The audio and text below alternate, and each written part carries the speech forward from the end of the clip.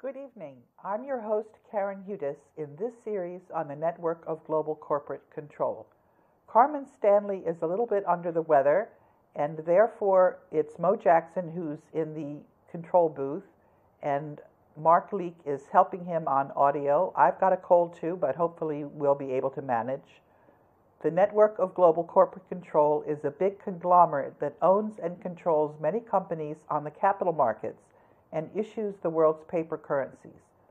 Three mathematicians at the Federal Institute of Technology, Vitaly Glatfelder and Battiston, proved the existence of the network of global corporate control by looking at who owned the 43,000 companies traded on the world's capital markets.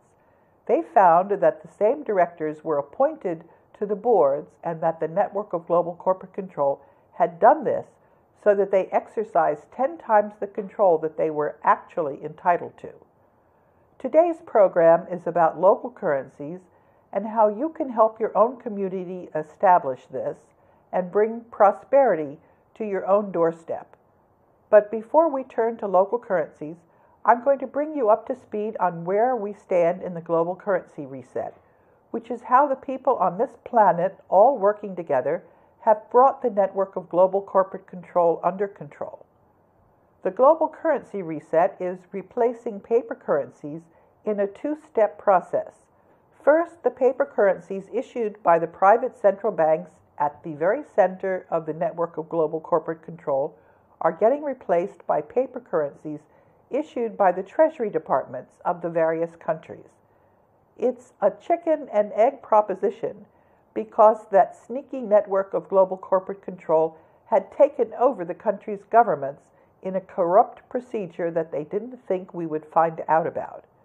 They corrupted the leaders at the top of the legal, accounting, and journalism professions, and then bought up all the media, also the alternative media, and they corrupted people at the top of all the organizations. It's been a slow, hard process to uncover the truth because of the depth of the corruption. How did we manage to do this? Because it turns out that the corruption goes way back in our history. Moscow State University has told us our history, our ancient history, was systematically falsified. We're all going to have to work together in small groups to root out this corruption. We've all been working together and standing on the shoulders of two men who created the Bretton Woods institutions. That's the World Bank and International Monetary Fund. And they put all of mankind's wealth in trust at the end of World War II to be managed by the now 188 ministers of finance at the Bretton Woods institutions. These men were Jose Rizal and a young lawyer at the time named Ferdinand Marcos. Ibrahim Shihada, who was general counsel of the Organization of Petroleum Exporting Countries before serving as the World Bank's general counsel, brought me into the World Bank in 1986. I've been working with various board members ever since. A political scientist named Jacek Kugler came to the World Bank in 2004 with a very accurate model that he had developed in the United States Department of Defense. But because the network of global corporate control had corrupted the top brass in the Department of Defense, Jacek Kugler was hoping there were honest people inside the Bretton Woods institutions. By 2004, there was a group of whistleblowers inside the World Bank, of which I was one. And we were working together with the honest politicians in the United States Congress. Dick Lugar was leading those Congress people. Using the Department of Defense power transition model, we have put together a coalition for the rule of law that interconnects the entire world. And we are now cleaning up the World Bank in time for the global currency reset. When Elaine Colville, who's a Scottish whistleblower at one of the World Bank's agency called the International Finance Corporation, Elaine Colville and I got our statements up on the UK Parliament website. That's when the power transition model showed with 90 to 95% likelihood that coalitions would form to overpower the network of global corporate control. So let me tell you how things are going in the United Kingdom. There's a debate in the UK Parliament now, and the UK's Prime Minister, David Cameron, he's on the line. They're trying to remove him for corruption.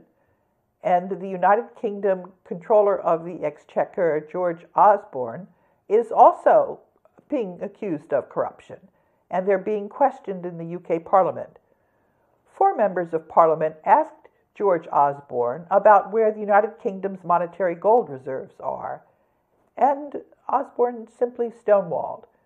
Now a United Kingdom citizen is questioning a 5th MP, David Jones, about the global debt facility and why the United Kingdom is not accepting the offer of gold in the global currency reset.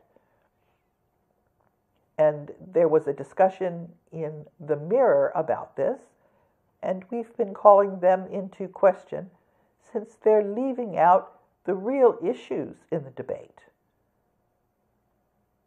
Things are really coming to a head, and we'll have to see whether the power transition model holds or not. I have been getting a lot of comments up on a UK news source called Sputnik, and their comments about the power transition model. At one point, I thought Sputnik had taken the comments down. It turned out that my computer is hacked, and their comments were really up there. I tweeted that the comments were taken down, and somebody tweeted me back, no, they're really there. So you can see that there is a very vibrant coalition, in effect, that is now challenging the network of global corporate control.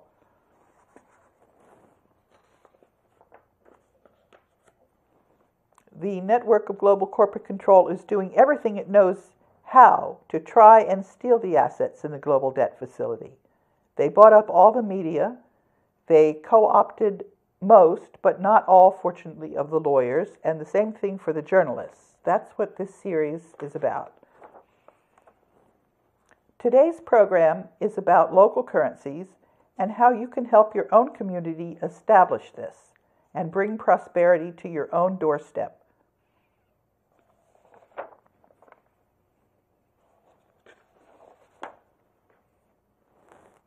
Money is everybody's responsibility. It cannot be and must not be delegated to others. If the people do not care about the valid origins of money, then they'll become slaves to others, who will then be free to determine the origins of money, and who will then be free to unlawfully sell into circulation their so-called money to gullible people. I've got a manual that's been published by Hartford Van Dyke, and you can get a link to that if you look on the teleprompter, which I publish, usually the day of the broadcast and also later when I put the broadcast up on the internet. There was also an article that was published by Dan Crane in the New York Times in August. Though paper money here typically bears the picture of Queen Elizabeth, the Brixton district of the city last month released a new £5 note designed by Jeremy Deller, an artist who won the prestigious Turner Prize in 2004. It features a fuzzy psychedelic image of an androgynous face surrounded by rainbow clouds and swirling etchings. I wanted something old-fashioned looking, Mr. Deller said. Something almost pre-currency. 120 miles west of Brixton in the city of Bristol, a pound note issued after a design competition that was open to locals displays a colorful lemur striding atop a vibrant cityscape.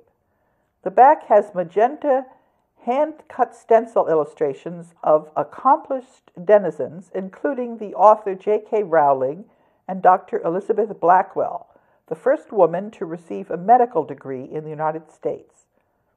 As Bitcoin, PayPal, and other electronic forms of payment grow in popularity in the global economy, cash in a growing number of places not only Bristol and Brixton, but also Amsterdam, Ithaca, New York, and elsewhere, is becoming quite literally an artisanal object. These are small batch currencies designed by locals and lovingly handled by millennials who came of age during the rise of the Internet, the meltdown of the stock market, and Edward Snowden's National Security Agency revelations, and would be forgiven for becoming more wary of credit and debit cards. Many are already opting for standard paper money over plastic when not resorting to freeganism or bartering. Once a marker of business with suspicious tax practices, the phrase cash only has come to signify hipster entrepreneurialism at places like Stumptown Coffee at the Ace Hotel in Midtown Manhattan or the Emerson Bar in Brooklyn. The term even arrived as a motto on a 3.1 Philip Lim tank top sold by the boutique Blue and Cream, and now that it's been marked down 50% to $97.50, you won't need a suitcase of bills to pay for it. Many of the new alternative currencies have the look and feel of the regular legal tender accepted at such places. Most include anti-counterfeiting measures like holograms and serial numbers, but they are more eye-catching. At the Ephra Social, a Brixton pub, Ewan Graham, 31, an architect, was impressed upon examining one of the district's special pound notes for the first time. "I'd be more inclined to save money if it all looked like that," he said. The back of the note displayed a Karl Marx quote about capital and its occult ability to add value to itself. The 10-pound note, meanwhile, pictured David Bowie, a Brixton native, and he's, I believe, just recently died, and it had stardust, powdery substance was not included. It's easy to imagine such notes being fetishized as audiophiles do vinyl. The local currency, though, is intended not as a collectible, but to encourage trade at the community business where they're accepted, rather than chain stores, where money is taken in and it tends to flow out of town and into the coffers of multinational corporations. Compare it to the farmer's market. Homegrown lettuce now has a whole new meaning. If you use a local currency, you keep the money local, and that has lifts all boats vibe to it, said David Woolman, the author of The End of Money. Unfortunately, Mr. Woolman noted, farmers markets are an easier sell to consumers. You have to work really hard to teach people what on earth your alternative currency is and convince them to jump on board, whereas anyone driving by a farmer's market will be like, "Oh, look, some fresh strawberries." One success story has been the Berkshire, and I'm going to be reading you some of their the statements they have on their website. How do you set up a local currency in your village and town, and why should you do this? The first thing you do is get yourself into a study group, which you form out of your closest friends, neighbors, and family. It should be a small group that can meet regularly and compare notes and work together with others. The reason for this is because all of your other existing organizations have been deliberately set up as part of the command and control network of the global network of corporate control. Why should you have a local currency? This is to get the freshest produce from your local farmers and create full employment in your local areas and to create a vibrant economy. How do you do this? Fortunately, there are a number of communities that have paved the way whom you can contact for information. There's no one way, right way to do this. Just like in any other decision, it's good to see what the options are and to choose the option that makes sense in your situation. One feature in local currencies is recommended by Silvio Giselle. That is to penalize people who hold the currency and don't circulate it. And this means that the value of the currency decreases if it's not spent within a certain time period. Silvio Giselle was a German-Belgian merchant who was born in 1862 and died in 1930. He emigrated from Belgium to Argentina and promoted his ideas in both Spanish and German. I have posted the teleprompter, which has links to the sources that I'm mentioning in this program, and I'll also answer your questions if you email me or make comments when the video is posted on the internet. So now let's move to the Berkshires, local currency. What they say on their website is we can all be richer, both financially and community-wise, if we keep our money local, do our best to support our local businesses, and do as little outside sourcing as possible. This is what Stephen Root, the owner of Berkshire Bike and Board, said. Berkshire Note features a different Berkshire hero. You can click on the names to read more about each hero, and there are 5 of them which are on a picture you can see. Anyone in the Berkshire region may spend Berkshires or accept Berkshires for payment. Berkshires can be obtained in participating bank branches in exchange for United States dollars at a rate of 95 cents per Berkshire. The federal dollars remain on deposit at the Berkshires exchange banks in order to allow citizens to redeem Berkshires for dollars at the same exchange rate. For example, $95 would give you 100 Berkshires, and 100 Berkshires would give you $95. Berkshires can be spent at face value to pay for the goods or services offered by participating businesses. For example, 10 Berkshires can be used for a $10 purchase. The Berkshires discount is shown as a business expense, like a credit card fee or a stockbroker's fee. The intent of the program is that more business transactions will take place as a result of Berkshires promoting local businesses, which can help make up for the discount if you're unable to respend all you receive. If you're using more Berkshires than you're taking in, the process is the reverse of depositing them. You write a check to Berkshires for a multiple of $9.50. So, for example, $475 federal dollars. You take your check to one of the 5 exchange banks, and you'll receive 500 Berkshires. You credit your checking account for $475 to record the check, and then you credit the Berkshires discount expense line with $25. This is new value to your business. And you debit your Berkshires cash account with $500. You place the 500 Berkshires in the secure place you've already established, waiting for bills to pay. The total number of Berkshires on hand should always equal the total amount in the Berkshires cash account. And it's recommended that you issue a specific amount in Berkshires each day so you can give change in Berkshires. And you encourage change from federal dollars transactions in Berkshires. Many customers don't have the time to go to the banks and like to trade in Berkshires, even without the 5% discount.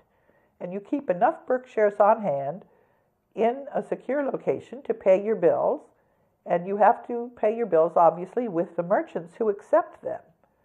And there's a published list of the businesses accepting Berkshires, and sometimes you can ask them if they'll accept them, even if they haven't publicly notified you that they do. This is a way of expanding the number of businesses that accept this local currencies. And you can also encourage other businesses to sign up. There are 400 businesses in the Berkshire region that accept Berkshires, and you can find their directory that they post on their internet website. And you can also go into their pocket directory that you can carry around with you. It works just like United States cash. It's surprising to a lot of businesses because they can just do it. It's not complicated. Once you take them in, it's best to keep the Berkshires circulating by spending them at one of the other 400 participating businesses. This is what Scott Langenauer of the Kemble Inn has said.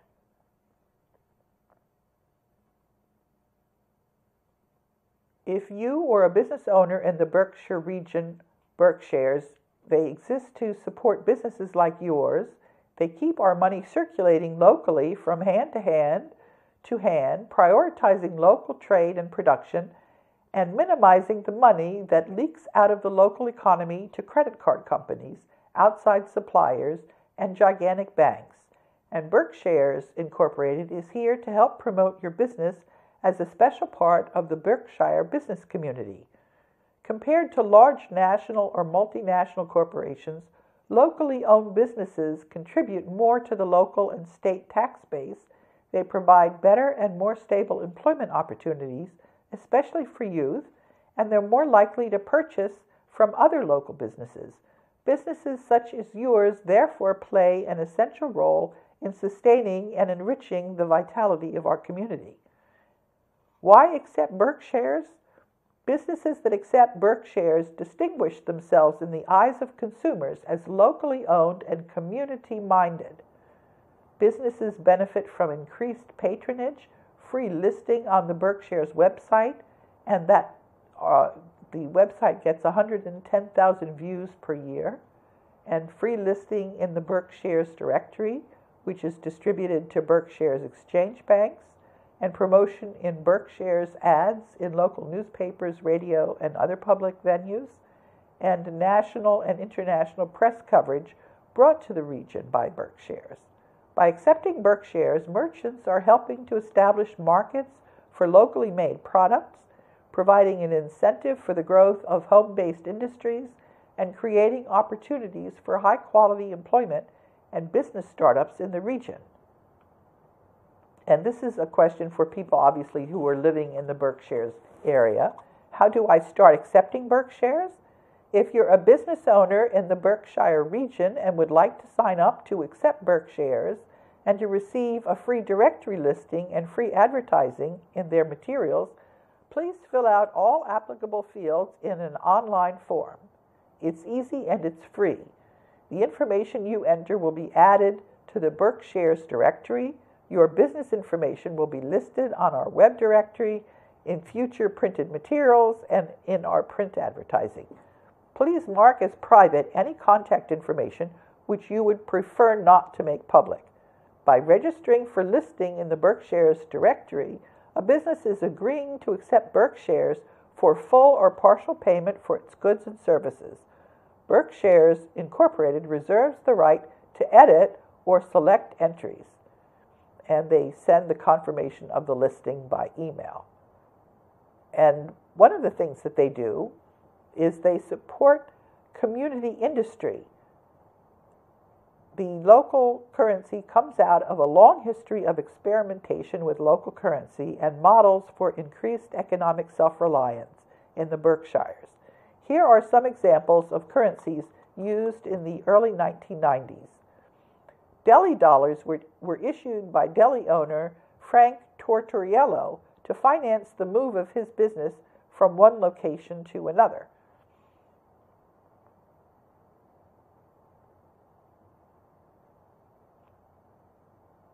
Berkshire Farm Preserve notes were jointly issued by two Great Barrington farms, the Corn Crib and the Taft Farm, to finance startup in the spring, and could be redeemed once produce was ready to be harvested. Berkshires were issued by merchants in downtown Great Barrington to reward customers for shopping in locally owned stores. Berkshires in their current form were launched in September of 2006. And one of the great initiatives they have is they support industry. That's an initiative aimed at creating a culture of support for entrepreneurs interested in more labor-intensive, small-batch local production. The concept of community-supported industry is an expansion of the community-supported agriculture model. Within the Berkshire Region's Community-Supported Industry Initiative, multiple partner organizations will develop paths for the Berkshire community to co-imagine, co-develop, and co-finance import replacement businesses. The businesses will have natural resources available to create producers for local consumption or even for export.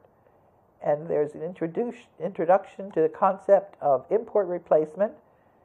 And what they do is a student who's coming back to their local region can go to them and talk to them about helping a startup business to keep it in their town.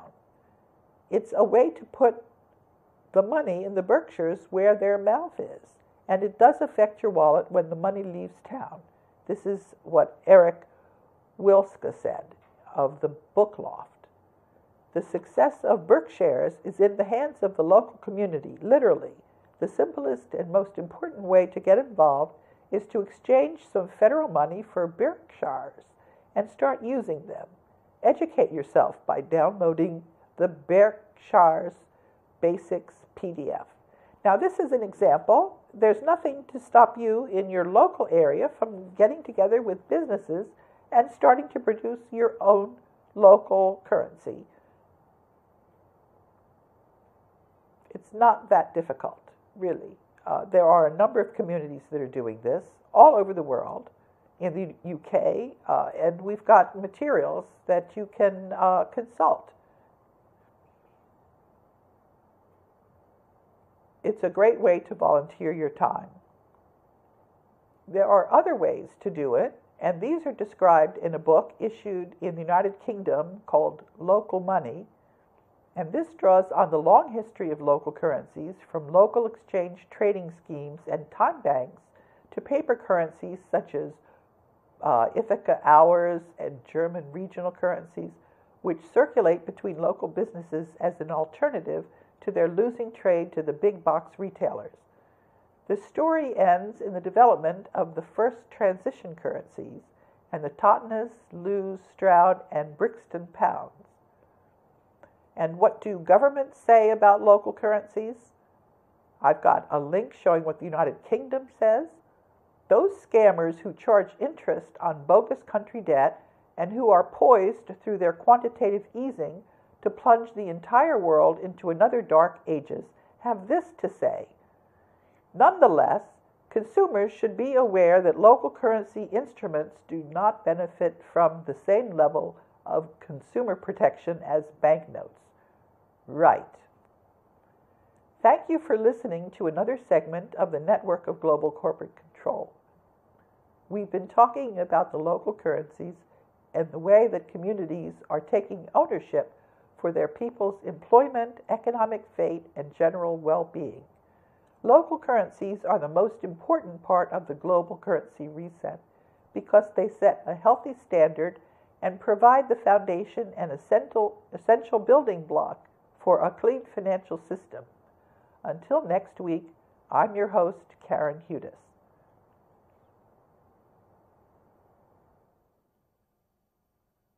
Control.